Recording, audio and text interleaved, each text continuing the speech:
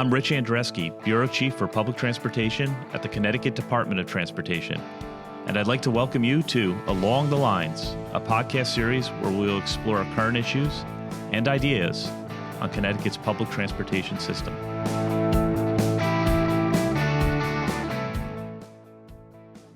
Welcome to another episode of Along the Lines. In this episode, we'll talk to 4 business leaders from essential businesses across the state. We'll hear about the impacts of the pandemic and how they adapted to the uncertainty. Many essential workers in healthcare, logistics, and transportation kept our economy moving in some of the darkest moments of the pandemic. Most of us will remember shifting suddenly to remote work and online shopping, but our essential workers did not have that option. We'll explore what it was like in the early days of the pandemic, how their organizations dealt with the uncertainty surrounding safety, and how they continued to support public transportation for frontline workers. And we'll talk about the future of the workplace and how a hybrid schedule will bring employees back to the office safely. The Jackson Laboratory in Farmington played an essential role on the front lines of initiating COVID testing in Connecticut at the beginning of the pandemic. And company officials worked to quickly transition many employees to remote work arrangements while keeping essential on-site employees safe. So my first guest is Emily Schorer, the Chief Human Resource Officer for the Jackson Laboratory in Farmington. Welcome to the program, Emily. Thanks, Rich. I'm happy to be here. We've heard a lot about the Jackson Laboratory. I sometimes hear their ads on NPR. But for our listeners, can you tell us a little bit about the Jackson Laboratory? What is the mission of your organization? Sure, I'd be happy to. And just to start, those of us that work at the Jackson Laboratory tend to refer to it as JAX for short. It just rolls off the tongue a little easier. But we're a not-for-profit biomedical research institution with a mission to discover precise genomic solutions for disease to improve human health. We're actually a global organization. We have more than 2,400 people in facilities in Maine, Connecticut, California, and China. And more than 500 of our employees, students, and affiliates actually work for JAX, are at our Laboratory for Genomic Medicine in Farmington, and they reside across more than 75 different Connecticut municipalities. Emily, I was very impressed. We've had an opportunity to visit your facility in the past. We're very lucky to have you as part of our Connecticut community. Can you tell us a little bit more about, the governor's stay safe, stay home order stated, non-essential employees should telework if possible. Could you tell us a little bit about how that went into effect at the Jackson Laboratory for your team?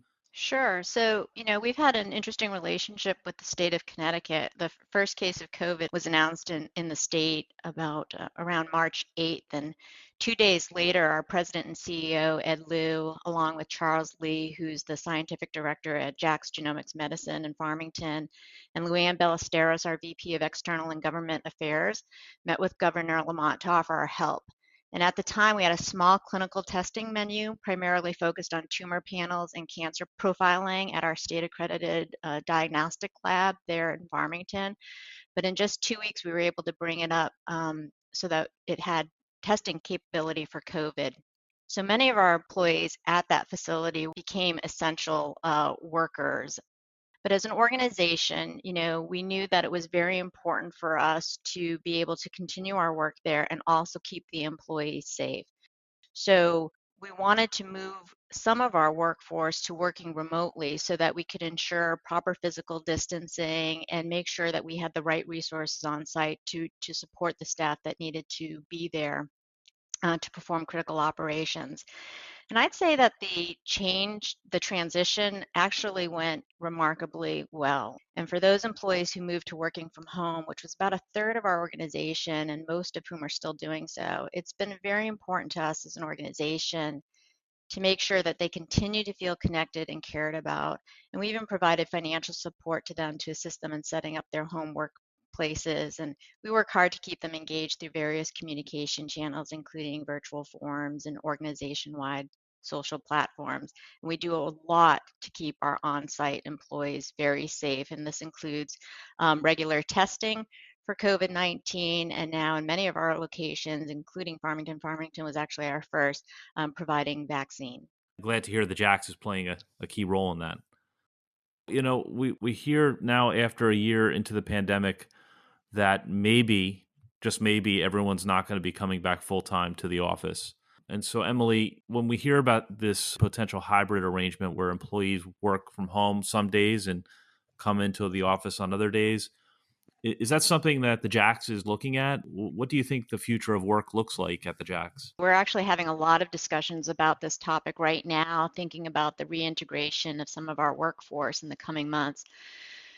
But we've also, recognized that even post-pandemic, to a certain extent, will be a hybrid workforce with some employees working on site and others working either fully or partially remote. And we're okay with that because we've seen now over the past year that it works.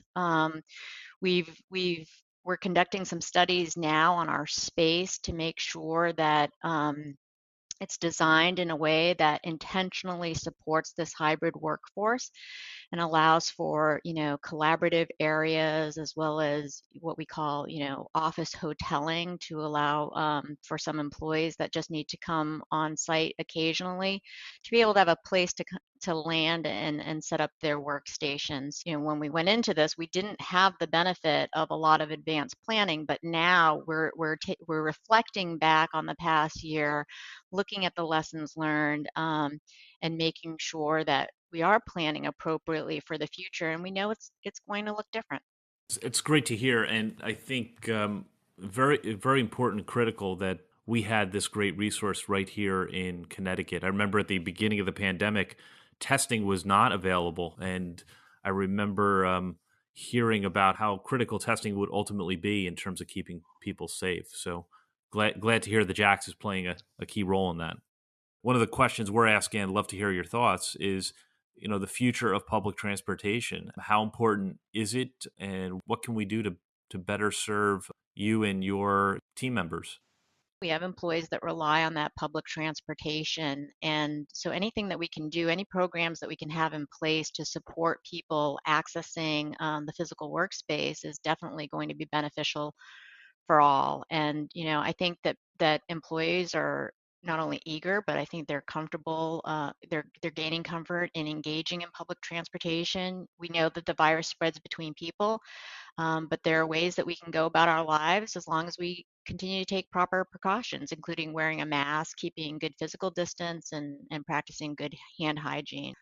Certainly, we've got some interesting ideas about the future of public transportation, but I think it does start with great support from businesses like yours that put their money where their mouth is. And thank you for continuing to support Connecticut's public transportation system. Thank you for making the time to join me today. So, closing thoughts. One of the things that has really struck me through this last year, as hard as it has been, is just the level of resilience that people have demonstrated and sense of community. It's been such a great network. I mean, everybody's been so willing to share ideas and thoughts because we're all going through this together. And it's been such a great honor for Jax and our employees to be able to help respond to the pandemic. I think our organization has grown closer because we've gone through this together. We really want to be able to provide our employees, wherever they may be, with the best environment and the tools and the experience so that they can do their best work. Yale New Haven Hospital was on the front lines in the battle against COVID since the first cases appeared in March 2020. With thousands of employees, essential staff goes far beyond doctors and nurses. Many more people work behind the scenes who are just as essential and could not work from home. With me now to talk about how to get all those employees to work is Rodney Slaughter, the Director of Parking and Transportation at Yale New Haven Hospital. Rodney has been with the Yale New Haven since 2011 and has over 30 years' experience in the parking and transportation industries. Hi, Rodney. Good morning, Rich. Thank you for having me on. The hospital has some unique challenges, including a large number of employees and operating 24/7. So, Rodney, how has it been over the past year, getting people to work while keeping them safe once they arrive? It's an interesting year for us, as it has been for everybody else. As you know, in the state of Connecticut, we were probably on the front line of receiving the first positive patients and dealing with that and dealing with the sense of urgency. Now started to see some obviously positive results as we try to get their vaccine so we can get back to whatever the new normal is as quickly as possible. So it's been a huge transition through the process, at the start of the process, and just constantly evolving and trying to serve our community the way we always try to do. Ronnie, I really can't think of a more essential role than that of a Yale New Haven employee. I don't imagine many employees being able to work remotely, but it sounds like you do have a commuter program and you've been able to shift some employees to remote work. Can you tell us a little bit about Yeah, how that's going? Yeah, we have a commuter program that has a lot of different options because we have a lot of different staff that work here. And so it involves telework, and that has actually increased during the past year with our non-clinical staff. We've really looked at what people really need to be at the hospital every day. And if they don't need to be here, they're not patient facing or actually interacting with the hospital itself on a daily basis, then we have been able to allow them to go telework. Other than that, you think about the essential workers in the hospital, and everybody generally thinks about nurses, doctors, of course, and they all have to be here because they're dealing with the patients. But you also need to think about all the other clinical or non-clinical people that have to be here every day. You talk about environmental services, which is our cleaning people that have to go and clean. Patient transport are the people that move people from one place in the hospital to another. Food and nutrition still has to be here because everybody has to have meals. And so all of those people, it's a broad spectrum of our whole employee base. And so with our transportation demand management program, our commuter program, it kind of reflects that. It started initially about 10 years ago, and we try to reflect all the different types of positions and hours or whatever into our program. So we offer several programs to incentivize people not to drive a single occupancy vehicle, not to drive and park with us. Ronnie, you're speaking my language. Glad to hear about all those programs that you're offering, and we'd love to continue to partner with you as much as we can. We at the DOT are very bullish about the future of public transportation. Keeping in mind that many people that use public transportation, in some cases it's a choice, in some cases it's a matter of just being able to participate in their communities. Obviously, in a hospital, there's going to be a good majority of those people that are going to have to come to work every day. So public transportation has always been and will always be key to our hospital. There's just not enough parking available for all of the patients and staff. And so we're constantly looking at public transportation to offset that. Ronnie, would you like to offer any closing thoughts? I think the big thing that we realize is as an organization is how do we minimize the stress and impact and help our employees. So anything I can think of, we're going to continue to try to do to find creative ways to get people to and from. We'll continue to shift as trends shift, as people shift, everything else shifts. Also joining me today is Jim Gilday, chair of the Connecticut Commuter Rail Council. Jim, in his day job, is director of manufacturing at Bigelow Tea. And for those who don't know, their facility is located adjacent to the Fairfield Metro train station on the New Haven line. So, Jim, thanks for joining the program today. I want to hear a little bit from you about your perspective on the role public transportation plays in moving essential workers. I will tell you that we certainly have folks whose main transportation in and out of Bigelow is either via the train or the bus route. And being able to get those employees to us during the critical moments of the pandemic was certainly an important part of our business, an important part of us being able to move the ball forward, continue to produce tea, and continue to operate. We define essential workers during the pandemic. Many folks immediately think of frontline medical workers, those in the logistics supply chain, but also essential workers are those that keep our manufacturing and facilities operating. And Jim, I believe you're 24-hour operation at Bigelow Tea, and you can't make a product without. It's not as if the Bigelow Tea employees can work remotely and produce a product. So can you talk a little bit about to what extent transportation was a concern during the pandemic? Excellent point, Rich. Right, so you can't make tea bags. You can't make tea bags from home, and so certainly as a manufacturer and as an essential business, we did stay open during that time. And our corporate headquarters is also here in Fairfield, and they're also back now. So certainly being able to get our employees here was is a critical issue that we faced. Certainly we were talking about getting the supplies that we needed. We talked about ensuring that our employees were safe. We talked about ensuring that our work environment was safe. But we also had to ensure that transportation and childcare, those were two critical areas that could have actually shut us down too. So even at the height of the pandemic, although I would tell you our rail ridership dropped, it certainly never dropped to zero. We did have folks taking the train to work, and really the bus, the busing option was really strong for us throughout, and that played a major role in ensuring that we were able to move the ball forward and to continue to produce.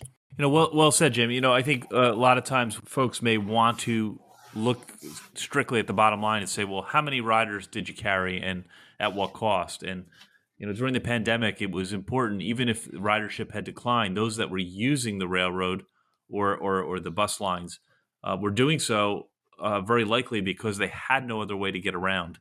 And so even if the numbers were significantly diminished, those that were using it really had no other option. And that's an excellent point that people forget. There were some hard days here where 30% of our workforce, 40%, they weren't here. We had folks who were home, folks who were quarantined. In the early days, you quarantined everybody. I mean, you had a sniffle, we quarantined you, right? And so there were times that, not having two or three employees here meant the difference of not running lines. So it was critical that we got as many people here as we could on a daily basis. You're in a somewhat of a unique business where folks don't think of manufacturing as much anymore, right? We think we're a service economy, and a lot of people assume wrongly that most businesses in Connecticut are service sector, but here you are providing quality, good-paying jobs in the manufacturing sector, and it was important that you kept operating throughout the pandemic, and we're glad that we were able to keep that service running, and it's a credit. Want to give another plug, a shout out to our frontline workforce. We have train conductors, engineers, bus drivers that came in every day. They were able to continue to keep that service running. We're quite proud. I'm gonna make another plug and say that we are one of the few systems nationally that did not reduce its bus service. So throughout the pandemic, we were able to keep our regular fixed route bus services operating at full strength, where many systems, including New York City, had reduced schedules. So quite proud of that and glad we could be part of the solution. Yeah, in a time when public transportation had a rough day-to-day experience losing as many riders as they did, I think you're right. I think they could take comfort in the fact that the public transportation system supplied and brought workers to key essential businesses and helped keep them open. Yeah, so thank you for making the time for us to join us on today's podcast. It's your perspective, Jim, in two roles. As chair of the Connecticut Commuter Rail Council and as director of manufacturing for Bigelow Tea. We really appreciate your time and perspective. Mass transit in Connecticut moved about 80 million passengers per year before the pandemic. And as I just mentioned, we are proud that most local bus services were kept intact, providing a lifeline for essential workers to get to their jobs and for others to access healthcare and everyday necessities like grocery shopping. Our essential transit workers, bus drivers, cleaners, maintenance workers, and supervisory staff all rose to the occasion and delivered these services day in and day out. We owe them a debt of gratitude. In our final interview today, we'll talk to Gene Florian, CT Transit Supervisor out of Stamford. Gene has been with CT Transit for 10 years and was named Supervisor in 2016. Gene, welcome to the program. Hello, and thank you for having me in this program. Gene, you're more than anyone seeing firsthand sort of what's taking place in terms of changes to this public transportation service that we're running. And I wonder if you could tell our listeners a little bit about, yourself and the role you're playing as a supervisor. What does a day in the life look for Gene Florian? Oftentimes, we do some observation on the buses and we see like one or two passengers who may not have masks. So what I often do is carry masks with me and provide it to these passengers, and also make sure that some of the drivers, they have masks available on the buses, because even though the public, they know that they have to protect themselves, but unfortunately not everyone is capable of purchasing a mask. So we make that available for the public. Well, I know in the early days of the pandemic, we worked with our frontline team, yourself included, to make some changes to the operation. Can you talk a little bit about some of the strategies we use to keep our bus operators safe? As safety precaution, the company made it mandatory for passengers to board from the rear doors, and all buses also had a partition between the driver and the passengers area to maintain at least a 6 feet social distancing. And also the company, obviously, as many people know, suspended the fare collection on a daily basis. The company also have a crew to sanitize the buses, like after the first morning pull out. When the buses return to the yard, the company has a crew to sanitize the driver area, the passenger area, and also at night there's like a crew. Till this day, they sanitize all the buses, make sure that it's everything is clean. What are your thoughts about whether our riders will return after the pandemic? It's like people, they become much more confident that they're not gonna get that much exposure to the virus anymore, and I think everything is coming along pretty fine, as if we're having like a normal life.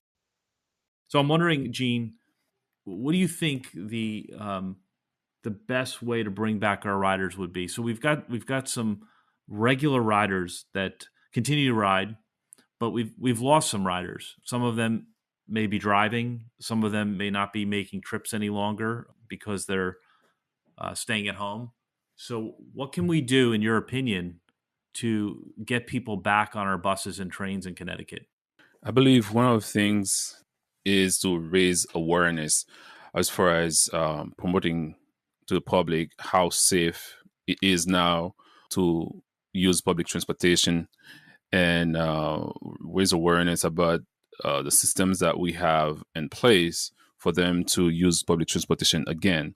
So I believe it is a great thing to start coming up with some events or raise awareness with public transportation through social media, for example, because right now it is one of the most efficient way to spread news. So, and I believe it's gonna work, and I believe the public is gonna be using public transportation more than ever once they know that it is now safe to use. We need to get that message out there, I think, right? That public transportation is certainly not more risky, and maybe in some cases may actually be less risky than the alternatives. No matter what, we always need public transportation. Gene, couldn't agree with you more. The finish line is in sight, but let's continue to stay the course. We're almost through this, and we're all looking forward to the day when we go back to being close and not having to wear the mask. But until then, right, we can't let our guard down. Gene Florian, thank you for making the time to be with us today.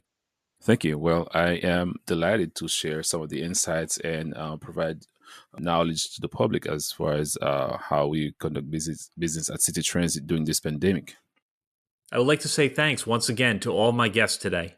Emily Shore, the Chief Human Resource Officer for the Jackson Laboratory; Rodney Slaughter, Manager of Parking and Sustainable Transportation at Yale New Haven Hospital; Jim Gilday, Director of Manufacturing at Bigelow Tea and Chair of the Connecticut Commuter Rail Council; and Gene Florian, Transportation Supervisor at CT Transit in Stamford. We discussed the challenges of operating essential facilities and maintaining safety for frontline workers during the pandemic. You can find the previous episodes of Along the Lines on your favorite podcast platform, including Apple Podcasts, Spotify, Google Podcasts, and SoundCloud. I'm Rich Andreski. Join us next time for another episode of Along the Lines. Thanks for listening to this episode of Along the Lines. This is your host, Rich Andreski. If you've enjoyed this podcast, please remember to subscribe and share.